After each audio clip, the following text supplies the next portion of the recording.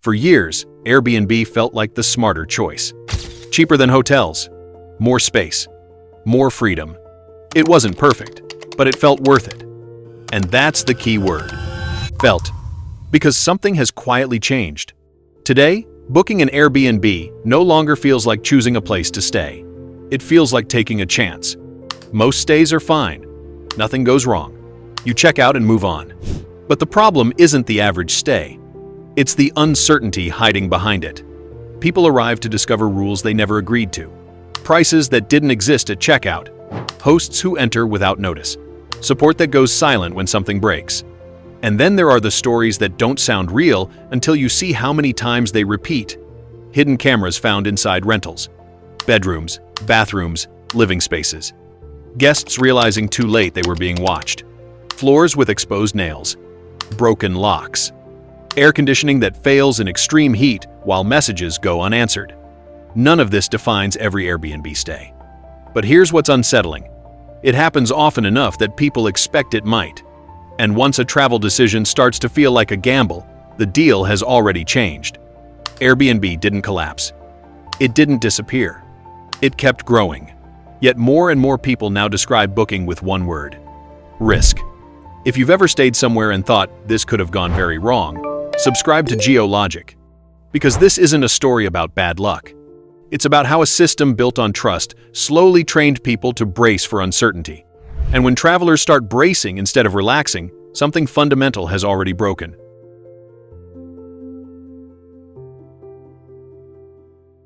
When Airbnb first broke into the mainstream, it didn't feel like a platform. It felt like a shortcut. Hotels were rigid. Check-in desks. Fixed prices. Rules that reminded you this wasn't really your space. Airbnb felt different in a way that mattered. You weren't booking a room designed for turnover. You were stepping into someone's life. Their couch. Their kitchen. Their neighborhood. That emotional framing did real work. Because it rewired expectations. People accepted things they would never tolerate in a hotel. A strange floor plan. An old bathroom. A neighbor who was a little loud. Those weren't flaws. They were proof it was real. And the price made it feel fair. Early Airbnb stays were often dramatically cheaper than nearby hotels. That discount wasn't just financial. It was psychological permission. When something went wrong, people didn't feel cheated. They felt understanding. It's someone's home. This isn't a hotel. That's part of the charm. Those sentences carried the entire model. Airbnb didn't win because it was perfect. It won because imperfection felt honest. And more importantly, it felt mutual. The host was sharing. The guest was grateful. Both sides felt human. That balance created trust. And trust is what made people defend Airbnb long after cracks started to appear.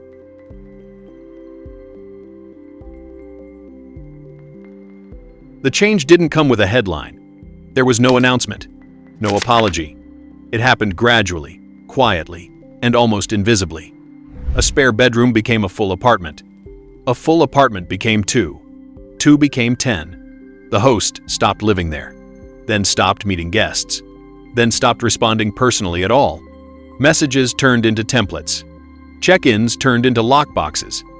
Homes turned into inventory. At first, it still looked like Airbnb. Same app, same photos, same language. But the experience felt different. You weren't staying with someone anymore. You were staying under someone's rules. This is where the model began to fracture. Professional operators don't optimize for warmth. They optimize for efficiency. They minimize interaction. They standardize responses. They offload labor. Cleaning gets outsourced. Problems become tickets. Guests become variables. That's not malice. It's incentives. But here's the consequence no one talks about. Hotels are built to absorb friction. Airbnb pushed friction outward. If something broke, you negotiated. If something felt wrong, you documented it. If something went wrong late at night, you waited. Flexibility stopped feeling charming. It started feeling careless.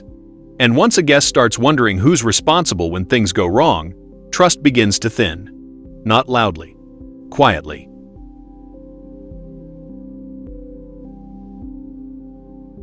For a long time, Airbnb looked cheaper. That was the hook. You'd compare listings and feel clever. Why pay hotel prices when this place is clearly a better deal? But then came the moment everyone remembers. You tap reserve, and the price jumps? Not by a few dollars, by a lot. Cleaning fees large enough to notice. Service fees you couldn't avoid. Local fees you didn't expect. The damage wasn't the total. It was the timing. By the time you saw the real number, you were already committed. You'd chosen the place. Imagined the stay. Mentally spent the money. That sequence matters. Hotels show you the full price up front. Airbnb let people fall in love first, then corrected them. That doesn't feel like pricing. It feels like betrayal. In consumer psychology, surprise costs trigger anger faster than high costs. They make people feel tricked, not informed. That's why the backlash wasn't just complaints. It was resentment. People stopped trusting what they saw on the screen. And once trust breaks at checkout, it doesn't reset with a coupon. That moment, the pause before paying, is where loyalty quietly dies. If you've ever stared at the final total and thought, "This isn't what I agreed to," that's the moment this story really began.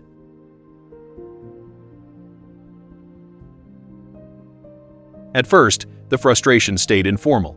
Screenshots in group chats, sarcastic jokes online, people warning friends, not making demands. That's usually where it ends. But this time, it didn't. Because the complaints weren't random. They were consistent. Different cities, different hosts, same pattern. The price you saw wasn't the price you paid. The rules you discovered came after you booked. The work you were asked to do came after you arrived. Individually, each story sounded minor. Together, they formed a signal. That's when the conversation changed. What had been framed as user preference started being described as a transparency problem. Not an emotional issue, a structural one. And when that happens, platforms don't get to decide the response anymore. Pricing displays were adjusted. Totals were pushed earlier in the process. Language quietly shifted. None of this happened because the platform felt generous. It happened because the alternative was worse. This is the moment many people miss. When a system changes under pressure, it's not improving. It's stabilizing damage. And the fact that intervention became necessary at all tells you something important. Trust didn't crack here. It was already gone.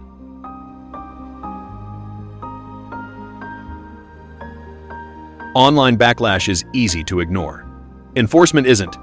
If you want to see what happens when tolerance ends, look at New York City. Not the debates, the aftermath. Thousands of short-term listings vanished almost overnight. Not gradually, immediately. The demand didn't disappear. Tourists didn't stop coming. Permission did. Registration requirements tightened.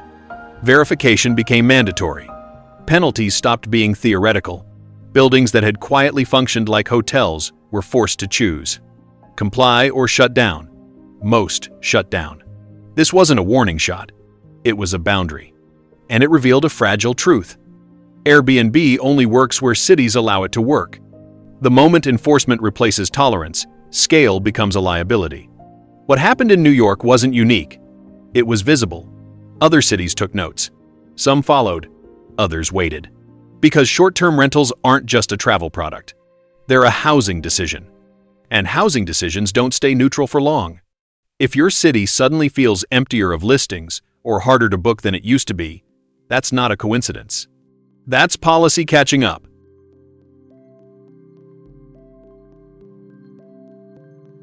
For years, hosting didn't feel risky. It felt obvious. Interest rates were low. Travel was surging. Everywhere you looked, someone was explaining how short-term rentals were the safest bet in real estate. Buy a place. Furnish it well. List it. Let the calendar fill itself. And for a while, it worked. Occupancy was high enough to forgive mistakes. Bad months were rare. Good months erased them. That's how confidence builds. Then the supply kept growing. More listings in the same neighborhoods. More identical apartments chasing the same weekends. More hosts competing on the same platforms with the same playbook. Demand didn't vanish. It just stopped outrunning supply. That's when the math tightened. Mortgage payments stayed fixed. Insurance climbed. Cleaning costs rose. Local rules added friction. Hosting stopped being passive. It became a job with irregular income, high stress, and no safety net. Some hosts adapted. They raised prices. They added fees. They tightened rules. Others couldn't. Listings hit the market in waves. Not one here or there. Clusters. This wasn't panic selling. It was realization. The model still worked, just not for everyone. And not at the margins people were promised. At some point, you stop feeling unlucky and start feeling stupid for trusting the math again. If you've ever wondered why certain listings suddenly feel desperate, this is why.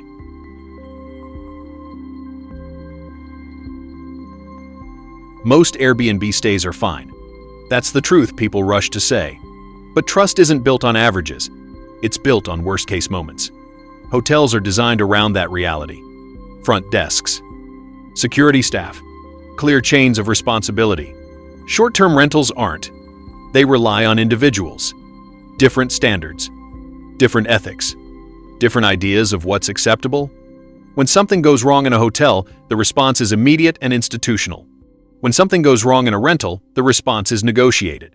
That difference sits quietly in the back of a traveler's mind, especially when you're far from home, tired, in an unfamiliar city, with no backup plan, a door that doesn't lock properly, a host who enters without notice, a camera you didn't expect. Even if nothing happens, the doubt lingers. And doubt is corrosive. It doesn't show up as outrage. It shows up as hesitation. People start asking themselves a question they didn't used to ask. Is this actually worth the risk? Once that question enters the booking process, price stops mattering. Because safety isn't something people want to gamble on while traveling.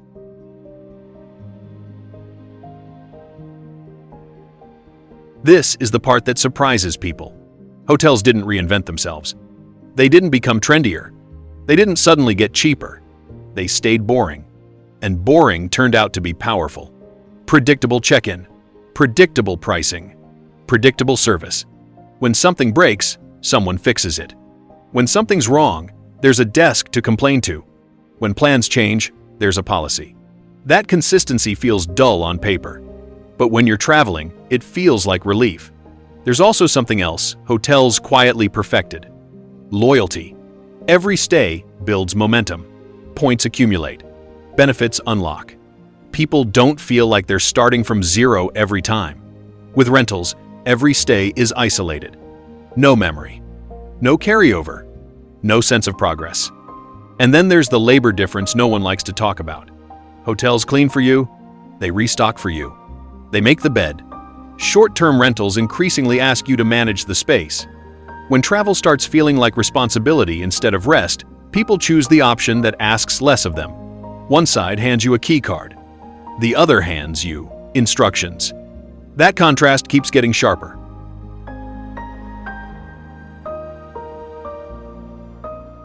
It's easy to frame regulation as an attack, but that narrative skips the timeline. Cities didn't act because Airbnb failed. They acted because it succeeded too well. Entire neighborhoods changed. Long-term rentals disappeared. Housing costs climbed. Short-term rentals didn't just affect tourism. They affected who could afford to live where. For a while, cities tolerated it. Then they studied it. Then they intervened. Caps, registration systems, outright bans in certain zones. Once enforcement arrived, the illusion ended. This wasn't a temporary crackdown. It was a structural response. Because short-term rentals aren't just a platform feature. They're a land use decision. And land use decisions always become political. This is why the rules don't bounce back easily. Once housing enters the conversation, compromise narrows. What looks like overreaction from the outside often feels overdue from the inside. And that tension isn't going away.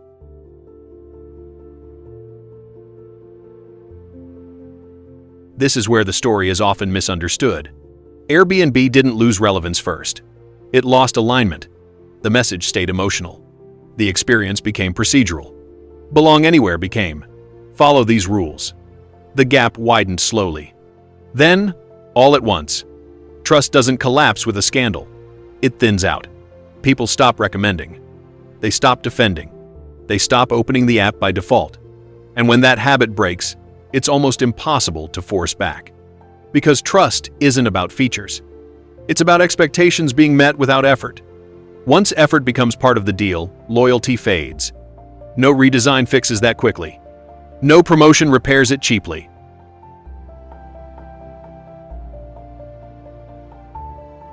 Airbnb isn't disappearing, but the version people fell in love with might already be gone. Platforms are excellent at scaling. They're terrible at remembering why people cared in the first place. Once incentives reward efficiency over empathy, reversal becomes expensive. The real question isn't whether Airbnb survives, it's whether trust can be rebuilt after being optimized out of the system. If this breakdown helped you understand why the experience feels different now, subscribe to GeoLogic. This channel exists to explain how systems rise, distort, and quietly fail before anyone admits it. Now it's your turn. Have you gone back to hotels? Or do you still trust short-term rentals? Share your experience in the comments. That's where the real story shows up.